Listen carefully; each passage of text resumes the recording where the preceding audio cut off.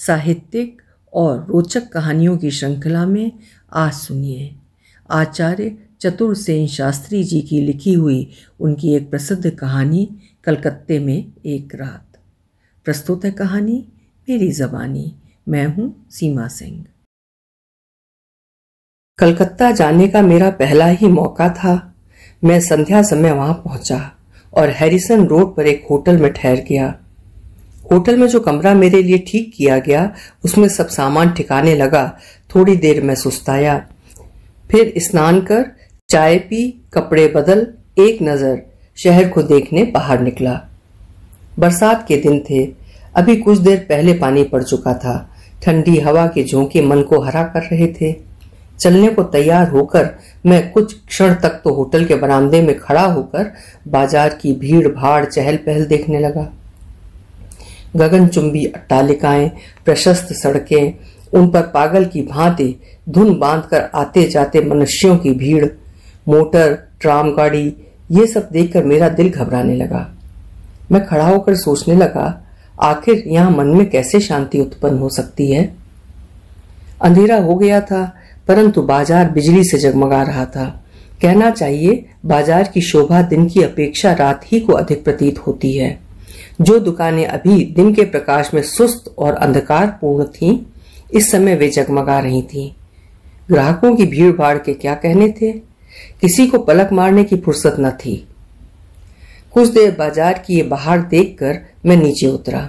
Hotel के नीचे ही एक पान वाले की बड़ी शानदार दुकान थी। दुकान छोटी थी पर बिजली के 3 प्रकाश से जगमगा रही थी। सोडे की बोतलें, सिगरेट, पान सजे धरे थे। सोने के वर्क लगी गिलौरियां चांदी की तश्तरी में रखी थीं। मैं दुकान पर जा खड़ा हुआ। एक चवन्नी थाल में फेंक कर 2 बीड़ा पान लगाने को कहा। दुकानदार पान बनाने लगा और मैं सामने लगे कदे आदम आईने में अपनी धज देखने लगा। पान और रेजगारी उसने मेरे हाथ में दिए। मैंने पान खाए और एक दृष्टि हथेली पर धरे हुए पैसों पर डालकर उन्हें जेब में डालने का उपक्रम करता हुआ जो ही मैं दुकान से घूमा कि एक गौर वर्ण सुंदर कोमल हाथ मेरे आगे बढ़कर फैल गया। मैं चलते चलते ठिठक कर ठहर गया। मैंने पहले उस हाथ को, फिर उस सुंदरी नवोढ़ा को ऊपर से नीचे तक देखा। वो सिर से पैर तक एक सफेद चादर लपेटे हुए थी। चादर कुछ मैली जरूर थी, परंतु भिखारियों जैसी नहीं। उसने अपना मुख भी चादर में छिपा रखा था। सिर्फ 2 बड़ी बड़ी आंखें चमक रही थीं। आंखें खूब चमकीली और काली थीं। उनके ऊपर खूब पतली कोमल भौवें और उनके ऊपर चांदी के समान उज्जवल साफ चिकना ललाट। चिकने और घूंघर वाले बालों की एकाध लट उस पर खेल रही थी।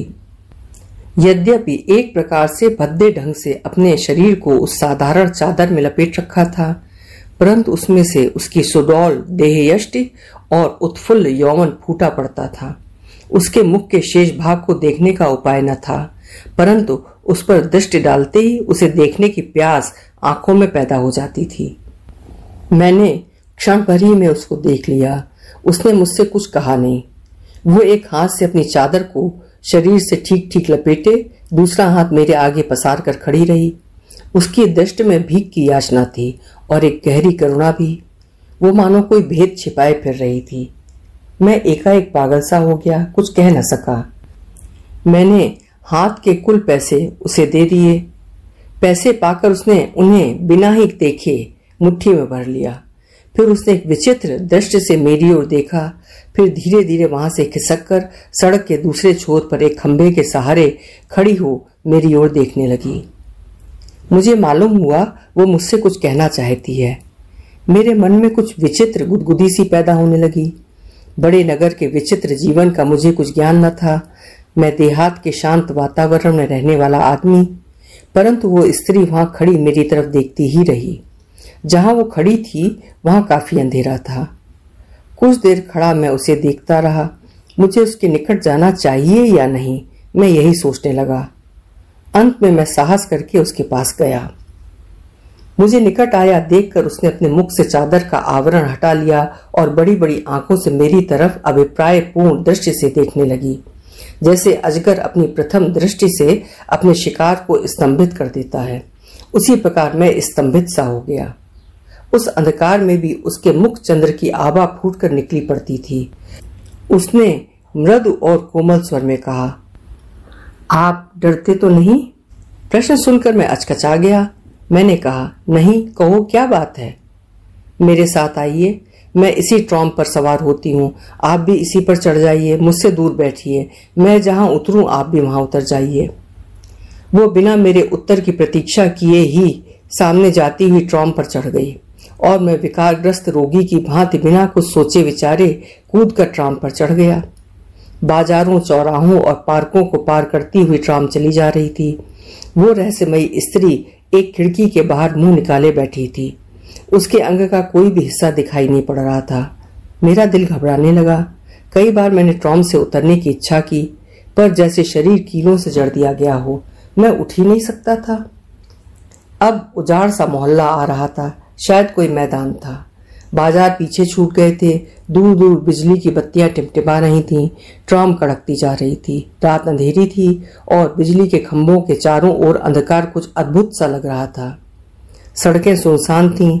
बहुत कम आदमी सड़कों पर आते जाते दिखाई पड़ते थे। अब मैं ऊब उठा। मेरे मन में कुछ संदेह उठ रहे थे। बड़े शहरों में बहुत सी ठगी होती है, ये सुना था। इससे मन बहुत चंचल हो रहा था।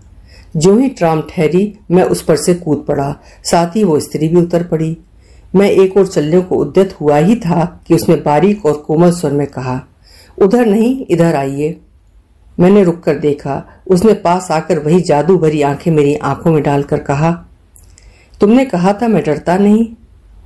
मैं डरता तो नहीं, तब आगा पीछा क्या सोच रहे हो? भागने की जुगत में हो? मैं जानना चाहता हूं तुम क्या चाहती हो। क्या यहां खड़े खड़े आप मेरा मतलब जानना चाहते हैं? अनजाने में मैं कहीं नहीं जाना चाहता। तब यहां तक क्यों आए? तुम कौन हो? एक दुखिया स्त्री। कहाँ रहती हो? निकट ही। वो क्या मकान दिखाई दे रहा है? उसने सामने एक साधारण घर की ओर संकेत किया। वहां और कौन है? मेरा पति है। वो कोई काम क्यों नहीं करता? तुम्हें भीख मांगकर उसे खिलाना पड़ता है। आप तो सब बातें यहीं खत्म कर देना चाहते हैं। मैं घर नहीं जाना चाहता। तुम्हें यदि कुछ सहायता चाहिए तो मैं तुम्हें दे सकता हूँ। आप चले जाइए, मुझे आपकी सहायता नहीं चाहिए, उसने हंसकर कहा और फिर ऐंठ कर चल दी। वो अद्भुत अज्ञात सुंदरी बाला मुझ अपरिचित से सुनसान रात्रि में ऐसी नोक-झोंक से बातें करके चल दी। मुझे ऐसा प्रतीत हुआ कि वो किसी रस्सी से बांधकर मुझे खींचे लिए जा रही है। मैंने कहा, ठहरो, नाराज क्यों होती हो? वो खड़ी हो गई। मैंने पास जाकर कहा, आखिर तुम्हारा मतलब क्या है? साफ साफ क्यों नहीं कहती हो? उसने क्षण भर उन चमकीली आंखों से मेरी तरफ देखा, मुख पर से चादर का आवरण हटाया। उस अंधकार में भी मैं उस मोहक लावण्य को देखकर विचलित हो गया। उसने कहा, एक औरत से डरते हो? डरता नहीं हूं। तब चले आओ। वो बिना मेरा मत जाने ही चल दी। मैं मंत्र मुग्ध की भांति उसके पीछे चल दिया। सड़क से गलियों में और गली से एक बहुत ही सकरी गली में वो घुसती ही चली गई। अंत में एक मकान के द्वार पर जाकर उसने कुछ संकेत किया। एक बूढ़े आदमी ने आकर द्वार खोल दिया। वो मेरी तरफ भीतर आने का संकेत कर आगे बढ़ गई। मैं भी धड़कते हृदय से भीतर घुसकर उसके पीछे पीछे चल दिया। मेरे भीतर आने पर बूढ़ा द्वार अच्छी तरह बंद करके हमारे पीछे पीछे आने लगा। दूसरी मंजिल पर पहुंचकर उसने बूढ़े से कहा, बाबू को तुम ऊपर ले जाकर बैठाओ, मैं अभी आती हूँ। ये कहकर वो तेजी से आगे बढ़ गई। मैं वहीं खड़ा उस बूढ़े का मुंह देखने लगा। उस स्थान पर बहुत अंधकार न था, फिर भी बूढ़े का चेहरा साफ साफ नहीं दिखलाई पड़ रहा था। उसने अदब से झुककर कहा, चलिए, और वो आगे आगे चल दिया। मैं उसके पीछे चढ़ता ही गया। चौथी मंजिल पर एक खुली छत थी। उस पर एक अच्छा खासा कमरा था। कमरा बंद था। बूढ़े ने अपनी जेब से चाबी निकालकर उसे खोला। स्विच दबाकर ज्वलंत रोशनी करके मुझे भीतर आने को इशारा किया। भीतर कदम रखते ही मैं दंग रह गया। वो कमरा ऐसे अमीरी ठाट से सजा हुआ था कि क्या कहूँ। दीवारों पर खूब बढ़िया तस्वीरें लगी थीं। एक और पीतल के काम का कीमती छपरखट पड़ा था। फर्श पर आधे में ईरानी कालीन बिछा था और शेष आधे में बालिश्त भर मोटा गद्दा, जिस पर स्वच्छ चांदनी बिछी थी। 10-12 छोटे बड़े तकिए उस पर सजे थे। फर्नीचर बहुत नफासत से सजाया गया था। कई वाद्य यंत्र और ग्रामोफोन कैबिनेट में भी वहां रखे थे। ये सब कुछ देखकर मेरी आंखें चौंधिया गईं। एक भिक्षुक स्त्री का ये ठाट, उसका मुझे फंसाकर लाने में क्या अभिप्राय हो सकता है? वो भिक्षुकी तो है नहीं, निसंदेह कोई मायाविनी है। उसके सौंदर्य को तो मैं प्रथम ही बार भांप चुका था, अब उसके धन वैभव का भी ये रंग ढंग दिखलाई पड़ रहा है। मैं महामूर्ख की भांति हक्का बक्का होकर कमरे की प्रत्येक चीज को देख रहा था। बीच बीच में घबरा भी उठता था कि कहीं कोई आफत न सिर पर आ टूटे। वही बूढ़ा एक बड़ी ट्रे में बहुत सा नाश्ते का सामान ले आया। उसमें अनेक बंगाली अंग्रेजी मिठाइयाँ, नमकीन, चाय, फल, मेवा और न जाने क्या क्या चीजें थीं। सब कुछ बहुत बढ़िया था। राजाओं को भी ऐसा नाश्ता शायद ही नसीब होता हो। बूढ़े ने नाश्ता सामने रखकर कहा, मालकिन अभी तशरीफ ला रही हैं, तब तक आप थोड़ा जल खा लीजिए। मेरा मन क्या जल खाने में था। मैंने अचकचा कर कहा, तुम्हारी मालकिन कौन है, कहाँ है? जो मुझे लाई थी क्या वही हैं? बूढ़े ने विनीत स्वर में कहा, सरकार ये सब तो कुछ आप उन्हीं से पूछ लीजिए। वो चला गया। मैं उठकर टहलने लगा। जलपान मैंने नहीं किया। अगर इसमें जहर मिला हो तब, कोई धोखे की बात हो तो। मैं उस आफत से भागने की जुगत लड़ाने लगा, परंतु रह रहकर मेरे पैर जकड़े जाते थे। मैं अभी सोच ही रहा था कि एक परम सुंदरी युवती ने कमरे में कदम रखा। वो बहुमूल्य साड़ी पहने थी, जिसके जिस्म पर सोफियाने और नाजुक रत्न जटित गहने थे। वो मुस्कुराती आई और मेरे पास मसनद पर बैठ गई। उसके रूप की दोपहरी मुझसे सही न गई। मेरी आंखें चौंधियाने लगीं। वो रूप और यौवन, ऐश्वर्य और मादकता, मेरे होश उड़ गए। उसने वीणा विनिंदित स्वर में कहा, आपको बहुत देर इंतजार करना पड़ा, आप शायद नाराज हो गए होंगे। क्यों? वो हंस दी। मैं हंस नहीं सका। मेरे मन में उसे देख वासना तो उद्दीप्त हो गई थी, पर मैं बुरी तरह घबरा रहा था। इस मायाजाल के भीतर क्या है, मैं जानने को छटपटा रहा था। वो और मेरे निकट के सकाई। उसने उसी भांति हंसकर कहा, आपने नाश्ता भी नहीं किया और अब बोलते भी नहीं, इसका सबब? उसने एक तीखे कटाक्ष का वार किया। मैंने देखा और समझा, वही है। परंतु इसका कारण क्या हो सकता है कि ये अद्भुत स्त्री इस प्रकार भिखारिणी बनकर लोगों को फंसा कर ले आती है? मैंने उससे पूछा, तब आप ही वहां थीं? कहाँ? बाजार में, और मेरे साथ भी। वाह, वहां मैं क्यों होने लगी? वो हंसती। उसकी प्रगल्भता बढ़ रही थी और वो अधिकाधिक मेरे निकट आ रही थी। उसने निकट पाकर स्निग्ध स्वर में कहा, आप शायद मेरी दासी की बात कह रहे हैं। यदि वो आपकी दासी थी तो क्या आप कृपा करके मुझ पर यह भेद खोल सकेंगी कि किस कारण आप इस प्रकार जाल में फांस फांस कर लोगों को घर बुलाती हैं? मेरी बात सुनकर वो एकदम उदास हो गई। उसने आंखों में आंसू भरकर कहा, आपको यदि कुछ ज्यादा कष्ट हुआ हो तो आप जा सकते हैं। मैंने तो आपको एक धर्मात्मा आदमी समझकर इस आशा से कष्ट दिया था कि एक दुखिया अबला का कष्ट आप दूर करेंगे, परंतु मर्द जैसे सब हैं वैसे ही आप भी हैं। वो सिसकियां लेने लगी। मैं बहुत लज्जित हुआ। वास्तव में मैंने बहुत रूखी बात कह दी थी। मैंने कहा, आपको इतना क्या दुख है? मुझसे कहिए तो मैं अपनी शक्ति भर उसे दूर करने का उपाय करूं। इस पर मुझे विश्वास कैसे हो? उसने आंसुओं से भीगी हुई पलकों को मेरी ओर उठाकर कहा। उस दृश्य से मैं विचलित हो गया। मैंने कहा, यद्यपि मेरी आदत नहीं, फिर भी मैं कसम खाने को तैयार हूं। उसके होंठों पर मधुर मुस्कुराहट फैल गई। उसने कहा कि अब मुझे विश्वास हो गया है। इतने में ही वही बूढ़ा एक ट्रे में शराब की एक बोतल, गिलास और कुछ नमकीन ले आया। शराब से यद्यपि मुझे परहेज न था, परंतु उस समय मैंने शराब पीने से साफ इनकार कर दिया। इस पर उसने बड़े तपाक से कहा, बस तो इसी पर आप कसम खा रहे थे? आपने अगर पहले कभी नहीं पी है तो मैं जिद नहीं करती, परंतु यदि पीते हैं तो शौक कीजिए। गरीबों की आखिर कुछ चीज तो मंजूर फरमाइए। उसने इस अंदाज से बात कही और बोतल से शराब उड़ेलकर मेरे मुंह में लगा दी कि मैं कुछ भी कह न सका। गले में शराब से सिंचन पाकर मैंने मन में उत्तेजना का अनुभव किया। मैं अपनी परिस्थिति को भूल गया। जब मेरी आंख खुली तो मैंने अपने को अपने होटल के कमरे में पलंग पर पड़ा पाया। धीरे धीरे मैंने आंखें खोली। प्रातःकाल की धूप खिड़की से छनकर कमरे में आ रही थी। मेरा सिर चकरा रहा था और शरीर में बड़ा दर्द था।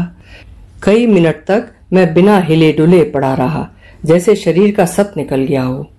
धीरे धीरे मुझे रात की सब घटना स्मरण हो पाई। मैं हड़बड़ा कर उठ खड़ा हुआ। पहले मुझे ये नहीं मालूम हुआ कि मैं होटल में हूँ। पीछे मैंने अपने कमरे को पहचाना। सब बातें स्वप्न के समान आंखों में घूमने लगीं। सिर अब भी दर्द से फटा पड़ता था। मैं उठकर बैठ गया और दोनों हाथों से सिर को दबाकर बैठा रहा। मैं यहाँ कैसे आ गया? रात क्या मैं वहां नहीं गया था? नहीं, सचमुच गया था। मैंने देखा मेरे शरीर पर वही कपड़े थे जो मैंने शाम को घूमने जाने के समय पहने थे। एकाएक मैंने देखा मेरे हाथ की हीरे की अंगूठी गायब है, घड़ी की चेन भी नदारद है, जेब का मनी बैग भी नहीं है। ये देखकर तो मैं बिल्कुल बौखला गया। मैंने घंटी बजाई। नौकर ने आकर बताया कि आप बहुत रात गए आए थे, आपने ज्यादा शराब पी ली थी, इसलिए बदहवास हो गए थे। आपके जिन मित्र के यहाँ आपकी दावत थी, उनके 2 नौकर आपको यहाँ गाड़ी पर पहुंचा गए थे।